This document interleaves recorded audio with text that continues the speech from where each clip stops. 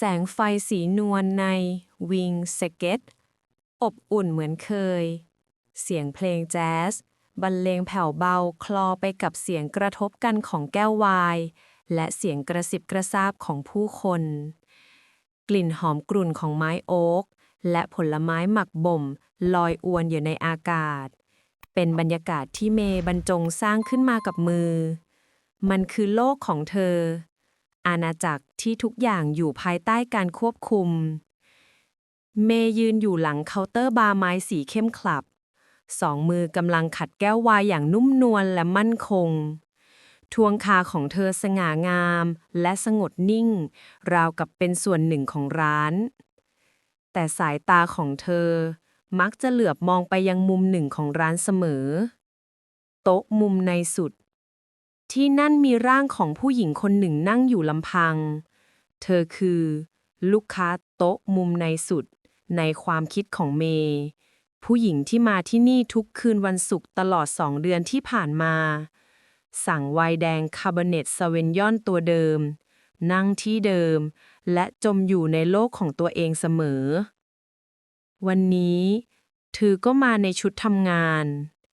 เป็นเบลเซอร์สีเทาเข้มที่ดูเรียบแต่เนียบ ผมยาวประบ่าถูกรวบไว้หลวมๆ เผยให้เห็นต้นคอระหง แม้ใบหน้าจะเรียบเฉย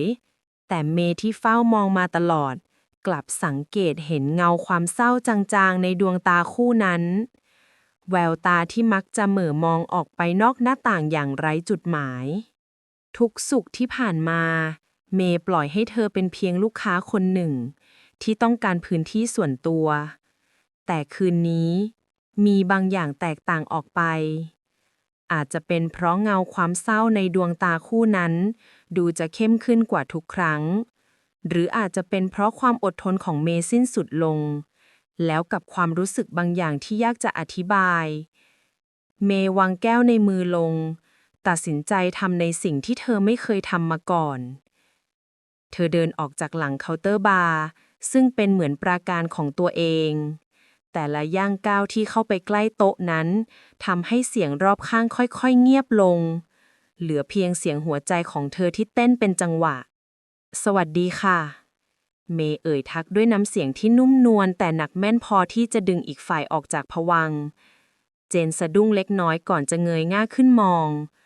เมื่อเห็นว่าเป็นเจ้าของร้าน เธอก็ขยับตัวอย่างประหม่าเล็กน้อย สวัสดีค่ะ ขออนุญาตนั่งด้วยได้ไหมคะ พอดีเห็นว่าคุณมาคนเดียวบ่อยๆ เมย์ถามอย่างสุภาพ เจนดูประหลาดใจ แต่ก็พยักหน้าเบาๆ ได้สิคะ เมื่อเมย์นั่งลงตรงข้าม ความเงียบก็เข้าปกคลุมชั่วครู่ มีเพียงสายตาที่สบกันผ่านแสงเทียนบนโต๊ะ เมย์เป็นฝ่ายทำลายความเงียบนั้นก่อน คุณชอบไวน์ที่มีรสซับซ้อนนะคะ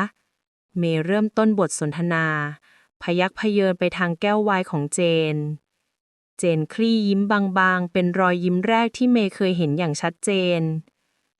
ค่ะ มันเหมือนมีเรื่องราวให้ค้นหาดีทำให้ไม่ต้องคิดเรื่องอื่น คำตอบนั้นตรงไปตรงมา และเผยให้เห็นตัวตนของเธอมากกว่าที่คิด วายก็เหมือนคนค่ะ บางตัวก็ต้องผ่านอะไรมาเยอะ ผ่านการหมักบ่มในที่มืดๆ กว่ารสชาติจะลงตัวและเป็นที่ยอมรับ เจนมองลึกเข้าไปในดวงตาของเมย์ราวกับกำลังค้นหาความหมายที่ซ่อนอยู่ในคำพูดนั้น คงจะจริง เธอตอบรับเบาๆ บทสนทนาของพวกเธอดำเนินไปอย่างเชื่องช้า คุยกันเรื่องที่มาของไวน์แต่ละชนิด เรื่องดินฟ้าอากาศที่มีผลต่อรสชาติองุ่น มันยังคงอยู่ในกรอบของเจ้าของร้านและลูกค้าที่มีความรู้เรื่องไวน์ แต่สำหรับเมย์มันคือการได้เห็นรอยยิ้มจางๆ และแววตาที่ผ่อนคลายลงของอีกฝ่ายเป็นครั้งแรก เวลาล่วงเลยจนลูกค้ารายอื่นเริ่มทยอยกลับ เจนมองนาฬิกาข้อมือแล้วถอนหายใจเบาๆ คงต้องกลับแล้วล่ะค่ะ เธอบอกขณะหยิบกระเป๋าขึ้นมาวางบนตัก ค่ะ ขับรถดีๆนะคะ เมย์ตอบรับ เตรียมจะลุกขึ้นเพื่อกลับไปทำหน้าที่ของตัวเอง ทว่าก่อนที่เจนจะลุกขึ้น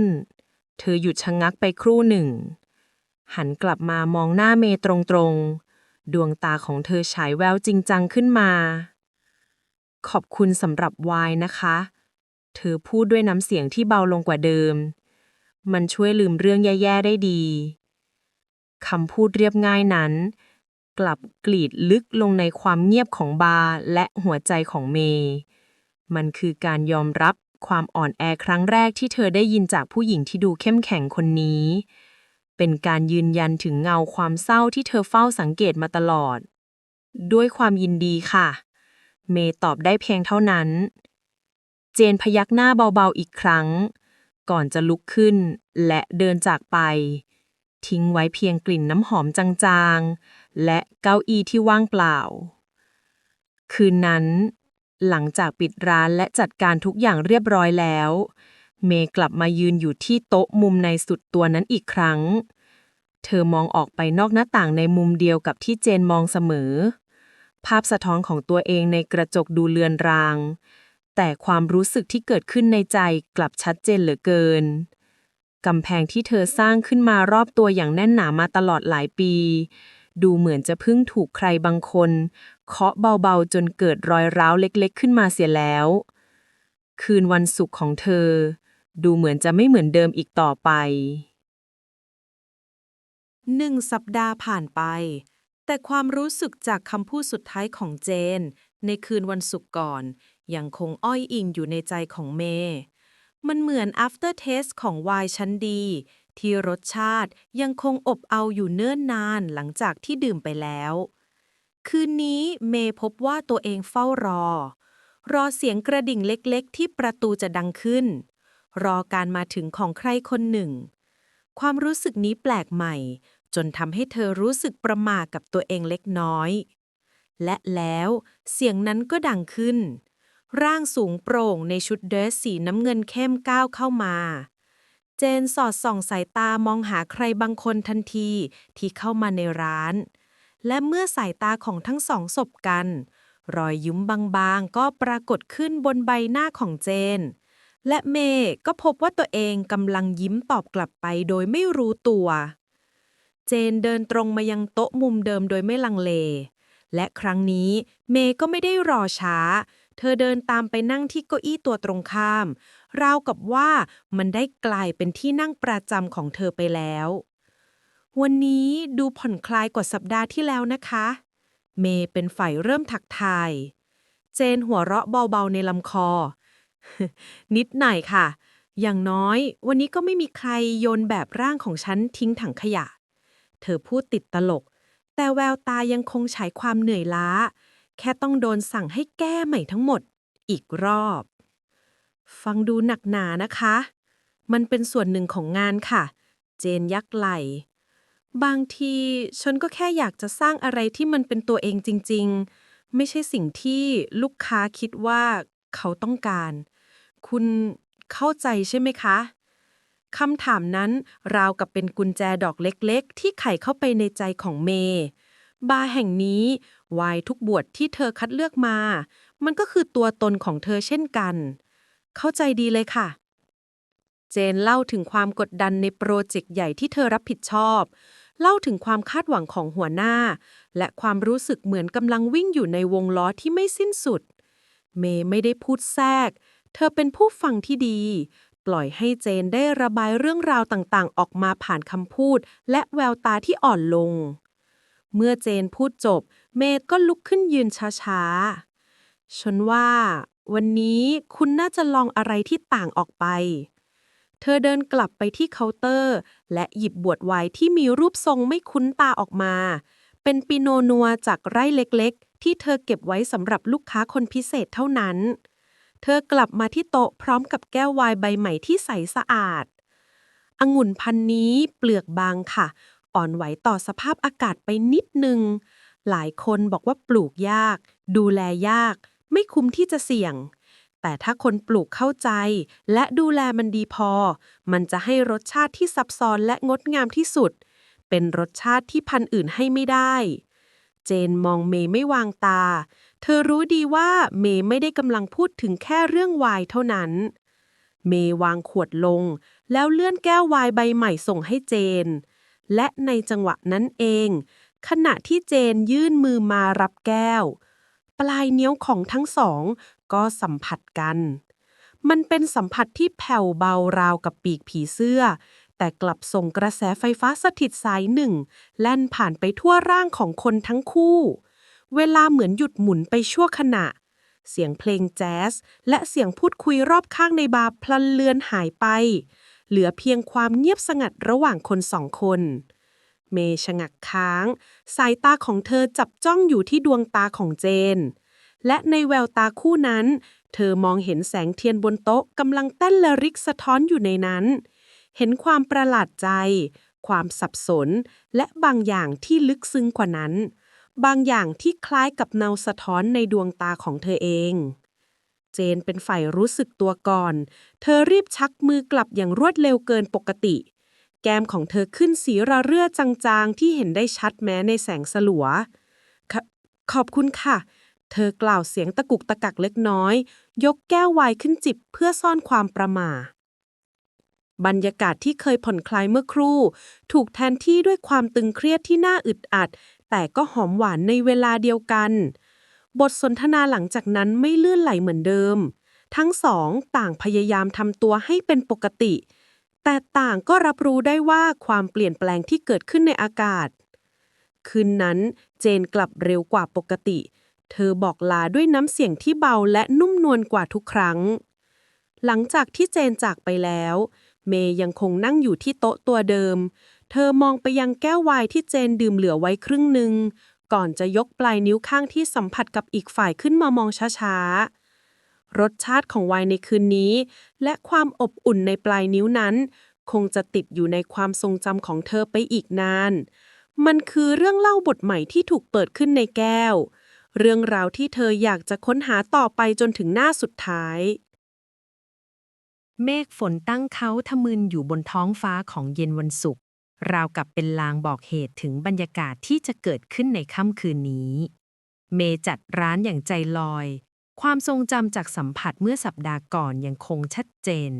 มันทำให้การรอคอยในสัปดาห์นี้เต็มไปด้วยความรู้สึกที่หลากหลายทั้งตื่นเต้นและกังวลใจเจนมาถึงช้ากว่าปกติ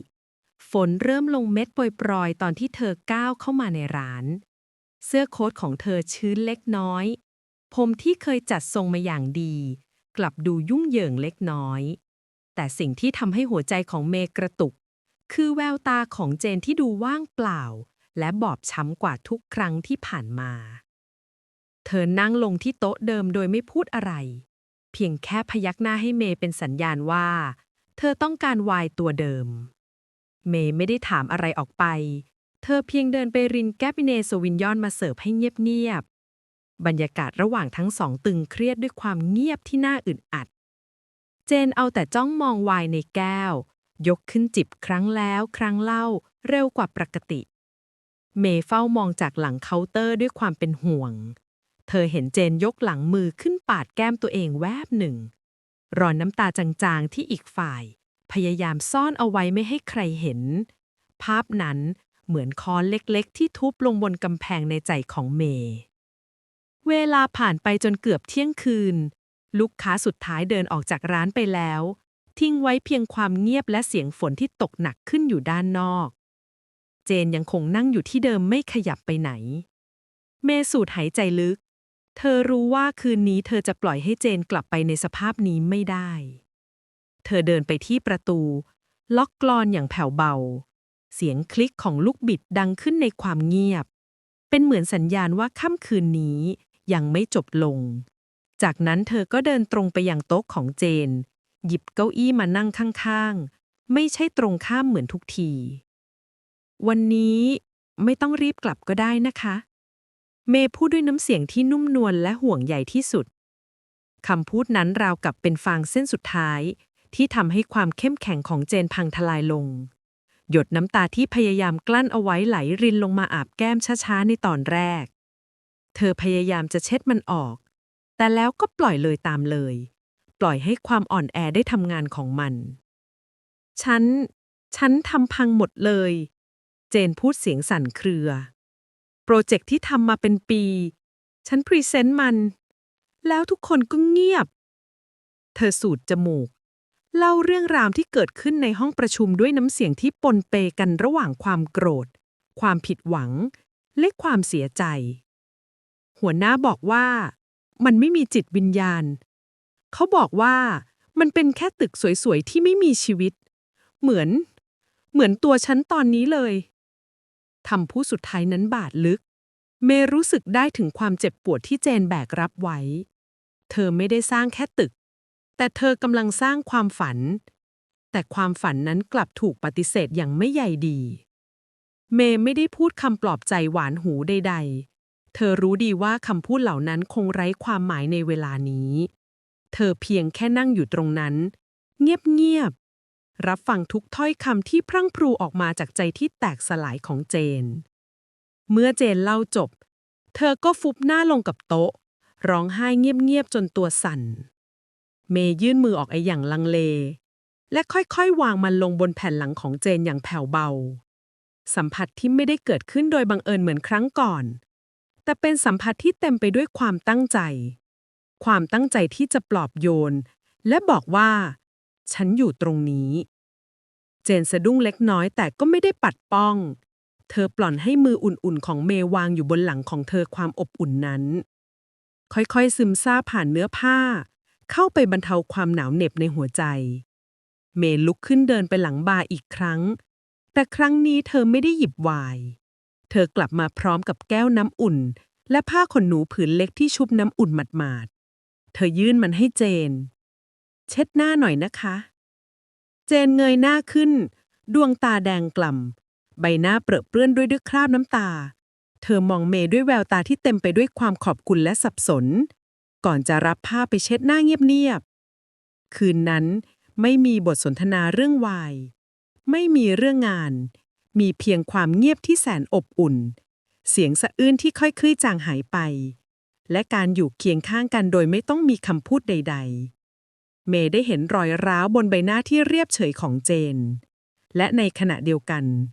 เจนก็ได้ก้าวข้ามกำแพงเข้ามาในพื้นที่ปลอดภัยของเมย์เป็นครั้งแรก บาร์วายที่เคยเป็นเพียงที่หลบภัยของเจน ในคืนนี้ได้กลายเป็นที่พักใจอย่างแท้จริง 1 สัปดาห์หลังจากค่ำคืนที่ฝนตกหนัก คืนวันศุกร์เวียนมาบรรจบอีกครั้ง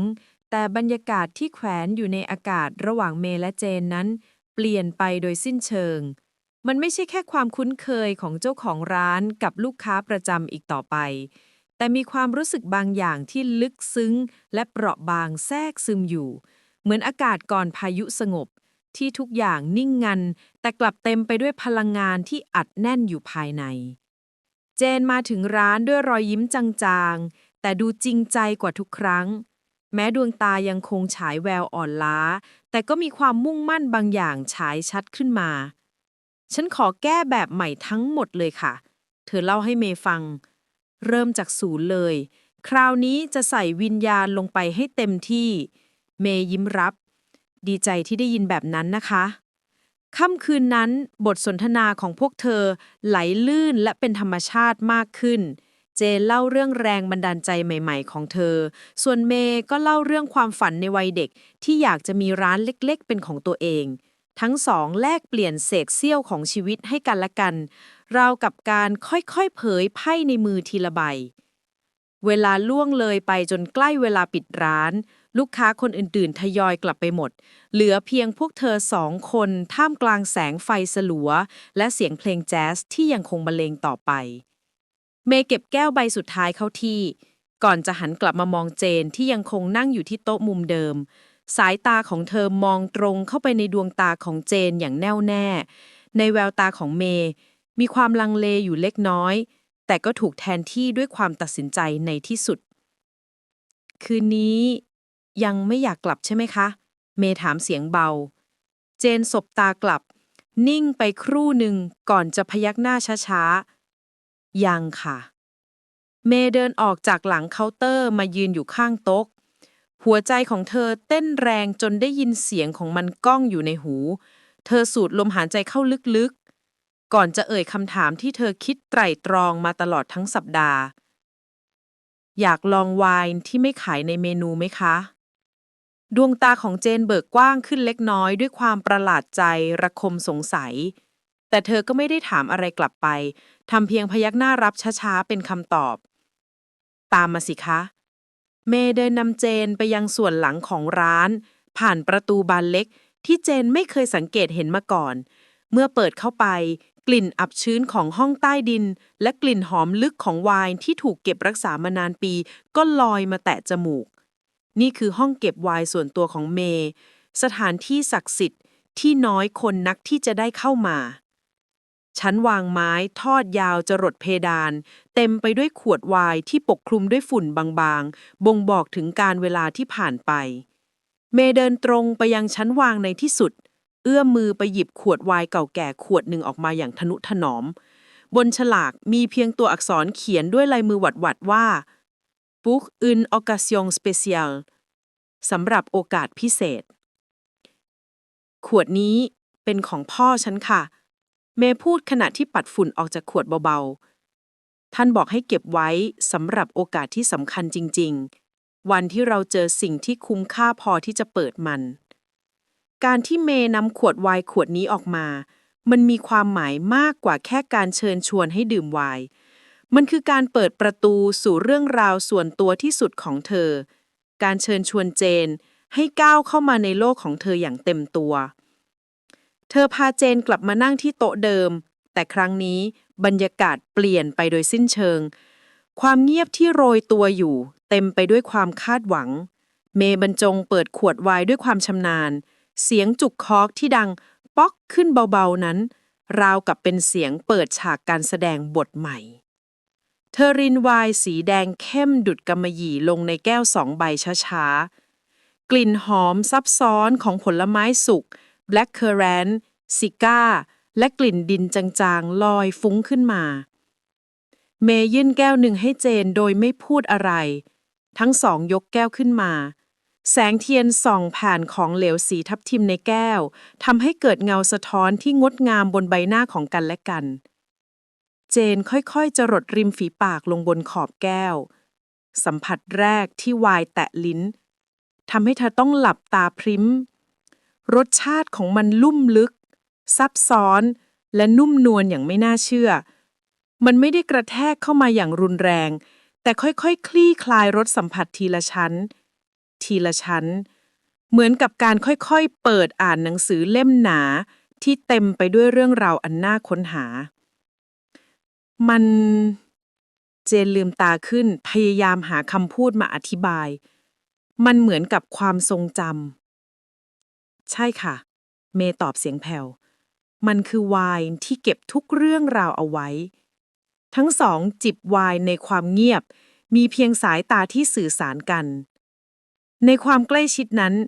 ใบหน้าของพวกเธออยู่ห่างกันเพียงไม่กี่คืบ จนรู้สึกได้ถึงลมหายใจอุ่นๆของอีกฝ่าย คืนนั้น รสชาติของไวน์ขวดพิเศษได้ทำให้ทุกอย่างเปลี่ยนไป มันได้ทำลายกำแพงที่เหลืออยู่ทั้งหมด และได้หมักบ่มความรู้สึกที่ก่อตัวขึ้นอย่างช้าๆ ให้เข้มข้นและชัดเจนขึ้น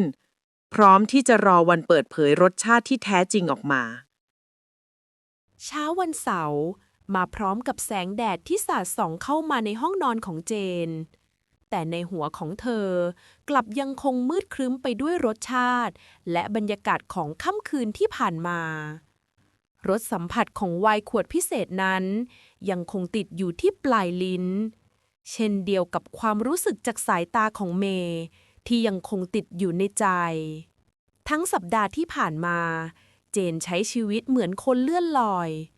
ความคิดของเธอวนเวียนอยู่กับเรื่องราวในห้องเก็บไวน์แห่งนั้น สัมผัสของไวน์ลมหายใจอุ่นๆ และความเงียบที่ดังกว่าคำพูดนับล้านคำ เส้นแบ่งระหว่างเจ้าของร้านและลูกค้าได้เลือนหายไปแล้ว แต่เส้นใหม่ที่จะมาแทนที่มันคือเส้นอะไรกันแน่ ความกลัวและความไม่แน่ใจ เริ่มก่อตัวขึ้นในใจของเธอเงียบๆ เราเป็นอะไรกัน คำถามนี้กองอยู่ในหัวของเธอซ้ำแล้วซ้ำเล่า ด้วยความสับสนนั่นเอง คืนวันศุกร์ถัดมา เ เจนจึงตัดสินใจทำในสิ่งที่เธอไม่เคยทำตลอดหลายเดือนที่ผ่านมา เธอไม่ได้ไปที่วินสเครตที่บาร์ไวน์เมย์เช็ดแก้วใบแล้วใบเล่าจนมันใสวับ แต่สายตาของเธอกลับคอยเฉลือมมองไปที่ประตูร้านตลอดเวลา เข็มนาฬิกาเดินไปข้างหน้าอย่างเชื่องช้า 2 ทุ่ม 3 ทุ่ม 4 ทุ่ม แต่ร่างที่คุ้นเคยก็ยังไม่ปรากฏตัว ความเงียบในบาร์คืนนี้ทำให้เมย์รู้สึกอึดอัดเป็นครั้งแรก โต๊ะมุมในสุดที่ว่างเปล่านั้น ดูใหญ่และเยียบเย็นกว่าปกติ ความกระวนกระวายใจที่ไม่เคยเกิดขึ้นมาก่อน เริ่มกัดกินความสงบนิ่งของเธอทีละน้อย นี่คือสิ่งที่เธอกลัวมาตลอด การปล่อยให้ใครสักคนเข้ามาในพื้นที่ปลอดภัย แล้ววันหนึ่ง คนคนนั้นก็หายไป จนกระทั่งร้านปิด เมย์ยอมรับความจริงว่าคืนนี้เจนจะไม่มา ความผิดหวังถาโถมเข้ามาอย่างรุนแรงจนน่าตกใจ เธอเก็บร้านด้วยความรู้สึกว่างเปล่า ก่อนจะซุดตัวลงนั่งที่โต๊ะมุมในสุดตัวนั้น ที่นั่งของเจน เธอหลับตาลง นึกถึงใบหน้าของเจนในคืนนั้น นึกถึงแววตาที่เต็มไปด้วยความรู้สึกมากมายตอนที่จิบไวน์ขวดพิเศษขวดนั้น หรือว่าฉันก้าวข้ามเส้นเร็วเกินไป เธอหยิบโทรศัพท์มือถือขึ้น เธอไม่เคยมีเบอร์ติดต่อของเจน มีเพียงแอคเคาท์โซเชียลมีเดียของเจนเท่านั้นที่เธอเคยบังเกิญเจอเมื่อนานมาแล้ว และได้แต่แอบเฝ้ามองอยู่ห่างๆ เธอใช้เวลาเกือบครึ่งชั่วโมงในการจ้องหน้าจอ พิมพ์ข้อความแล้วลบ พิมพ์แล้วลบอีก วนเวียนอยู่กับความกลัวและความไม่มั่นคงของตัวเอง แต่สุดท้าย ความรู้สึกที่อยากจะเจอหน้าเจนอีกครั้ง ก็มีพลังมากกว่า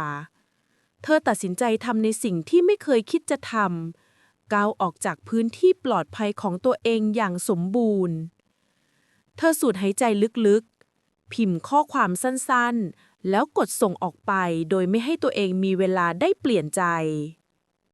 เธอปิดหน้าจอโทรศัพท์ทันทีที่ส่งไป หัวใจเต้นรัวจนแทบจะหลุดออกมานอกอก เธอไม่รู้ว่าเจนจะตอบกลับมาอย่างไร หรืออาจจะไม่ตอบเลยก็ได้ เช้าวันรุ่งขึ้น ขณะที่เมย์กำลังเลือกเมล็ดกาแฟอยู่ในร้านที่เธอบอกเจนไป เสียงแจ้งเตือนข้อความก็ดังขึ้น เธอหยิบโทรศัพท์ขึ้นมาดูด้วยมือที่สั่นทะทานเล็กน้อย เจน ได้สิคะ อีก 15 นาทีเจอกันที่ร้านกาแฟค่ะ รอยยิ้มกว้างปรากฏขึ้นบนใบหน้าของเมย์เป็นครั้งแรกในหลายวัน 15 นาทีต่อมา เจนเดินเข้ามาในร้านกาแฟที่สว่างไสวและจอแจ เธออยู่ในชุดเสื้อยืดสีขาว สบายๆกับกางเกงยีน ปล่อยผมสยายตามธรรมชาติ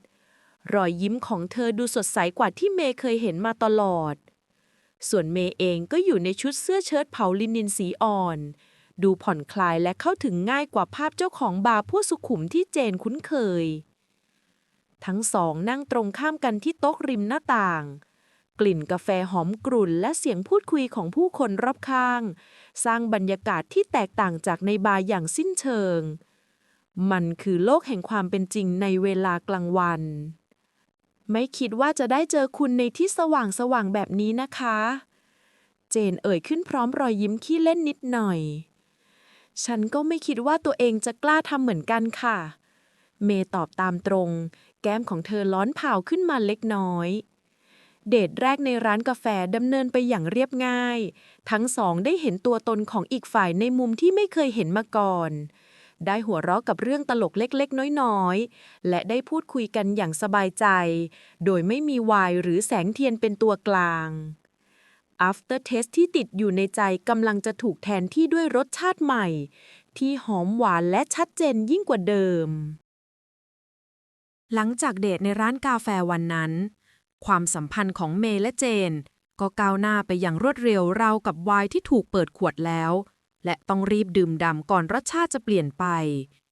พวกเธอเริ่มใช้เวลาร่วมกันนอกบาร์มากขึ้น ไปดูหนัง เดินเล่นในสวนสาธารณะ และทำอาหารเย็นง่ายๆที่อพาร์ตเมนต์ของเจน โลกของเมย์ที่เคยมีแต่ Wild Secret เริ่มขยายกว้างขึ้น ส่วนโลกที่เคยโดดเดี่ยวของเจน ก็เริ่มมีสีสันและความอบอุ่นเข้ามาเติมเต็ม กำแพงของคนทั้งคู่ค่อยๆทลายลง เผยให้เห็นตัวตนที่แท้จริงและความเปราะบางที่ซ่อนอยู่ภายใน แต่เชกเช่นวายชั้นดีที่มักจะมีตะกอนนอนก้นอยู่ อดีตของคนเราก็เช่นกัน มันรอวันที่จะถูกกวนให้ขุ่นขึ้นมา เย็นวันหนึ่ง ขณะที่เมย์กำลังช่วยเจนเก็บของในห้องทำงานเพื่อเตรียมย้ายไปทำโปรเจกต์ใหม่ สายตาของเธอก็เหลือบไปเห็นรูปถ่ายใบหนึ่งที่ตกอยู่ใต้กล่องหนังสือ เป็นรูปของเจนที่กำลังยิ้มอย่างมีความสุข อยู่ในอ้อมแขนของผู้หญิงคนหนึ่งที่มีใบหน้าคมคาย เจนที่เห็นสายตาของเมย์ก็ชะงักไปเล็กน้อย สีหน้าของเธอเปลี่ยนไปทันที เธอรีบเดินมาหยิบรูปใบนั้นเก็บใส่ลิ้นชักอย่างรวดเร็ว คนรักเก่าน่ะ เจนพูดเสียงเรียบ พยายามเปลี่ยนเรื่อง หิวหรือยัง ไปหาอะไรกินกันดีกว่า เมย์ได้ซักไซ้ต่อ แต่ความเงียบที่เกิดขึ้นหลังจากนั้นมันดังกว่าคำพูดใดๆ เธอรับรู้ได้ถึงความเจ็บปวดที่เจนพยายามจะซ่อนไว้ ตะกอนขุ่นมัวที่ยังคงนอนก้นอยู่ในใจของอีกฝ่าย เรื่องราวดูเหมือนจะซับซ้อนขึ้นในอีกไม่กี่วันต่อมา ขณะที่เมย์และเจนกำลังเดินออกจากร้านอาหารหลังทานมื้อค่ำด้วยกัน เสียงเรียกชื่อที่คุ้นหูก็ดังขึ้นจากด้านหลัง เจน ใช่เจนจริงๆด้วย ทั้งสองหันกลับไปเผชิญหน้ากับผู้หญิงคนเดียวกันในรูปถ่าย แพรว แฟนเก่าของเจน เธอดูประหลาดใจที่เห็นเจนอยู่กับคนอื่น แพรว เจนพึมพำชื่อนั้นออกมา สีหน้าเต็มไปด้วยความสับสนและตกใจ ไม่ได้เจอกันนานเลยนะ พี่เพิ่งกลับมาจากต่างประเทศ คิดถึงเจนจัง แพรวพูดพลางส่งสายตามาทางเมย์อย่างประเมิน ก่อนจะหันกลับไปหาเจน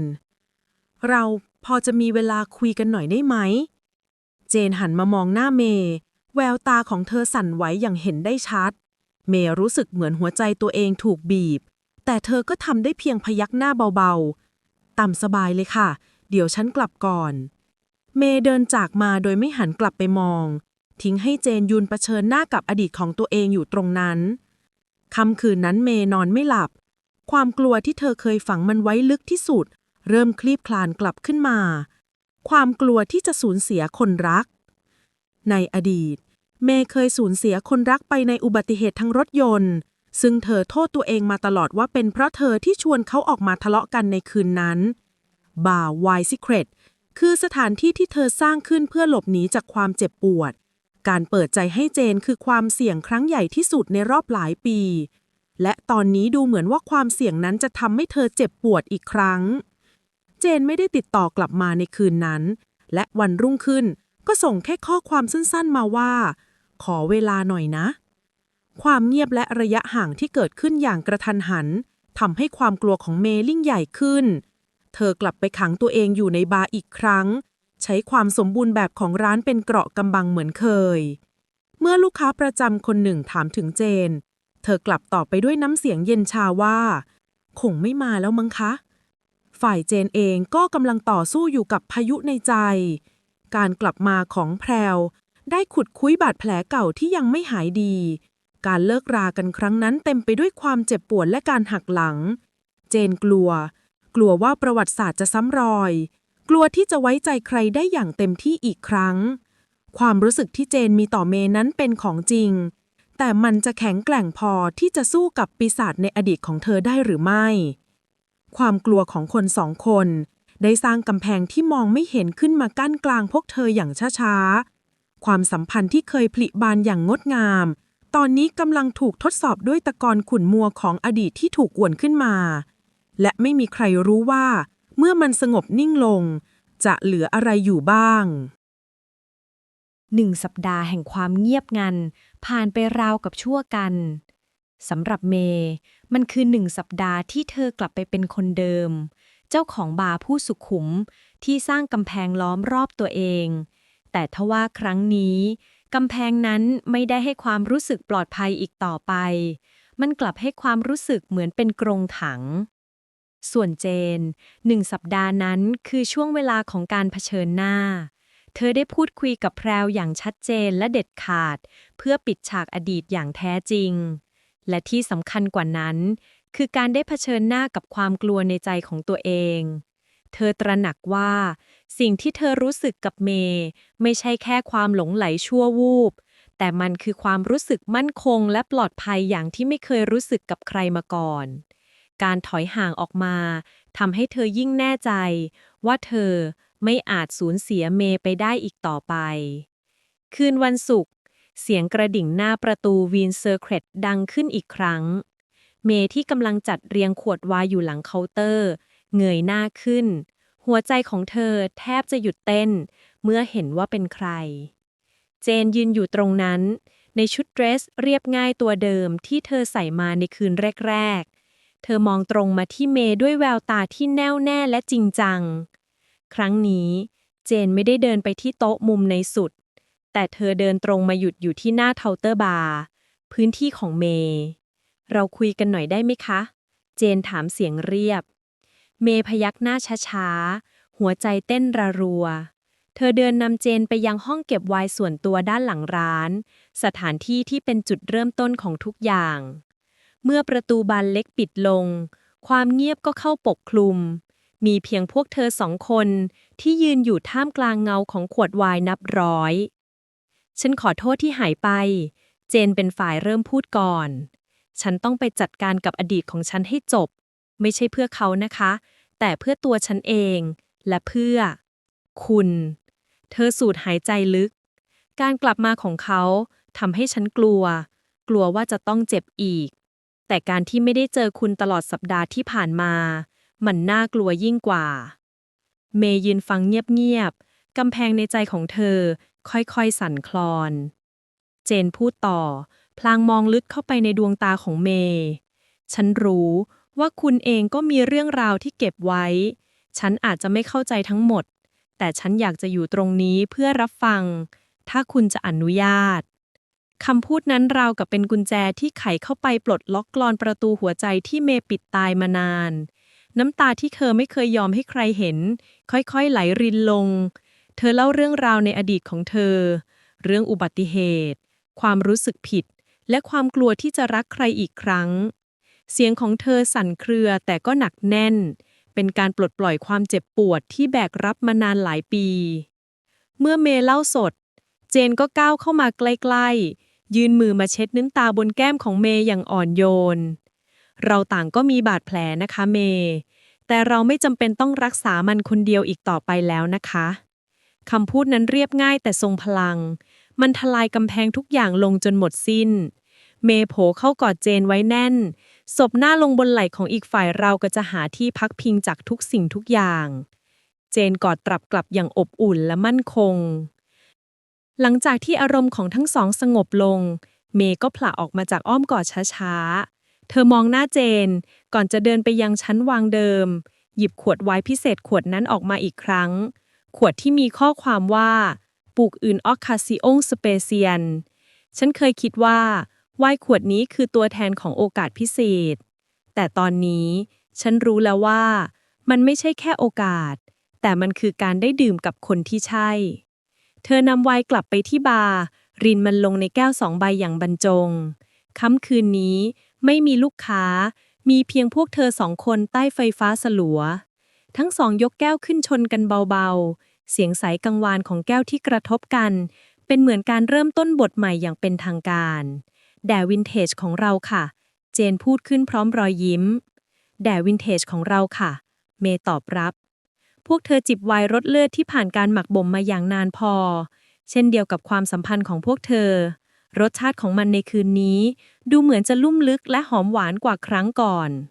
เมย์วางแก้วลงก่อนจะโน้มตัวข้ามเคาน์เตอร์บาร์เข้ามาใกล้เจนสัมผัสในครั้งนี้ไม่ใช่แค่ปลายนิ้วที่บังเอิญโดนกันอีกต่อไปแต่เป็นจูบที่อ่อนโยนลึกซึ้งและเปี่ยมไปด้วยความหมายมันคือการยืนยันถึงความรักที่ผ่านการทดสอบผ่านความกลัวและผ่านการเวลาจนได้รสชาติที่สมบูรณ์แบบและมีเอกลักษณ์เป็นวินเทจของพวกเธอเองที่วินเซอร์แครตแห่งนี้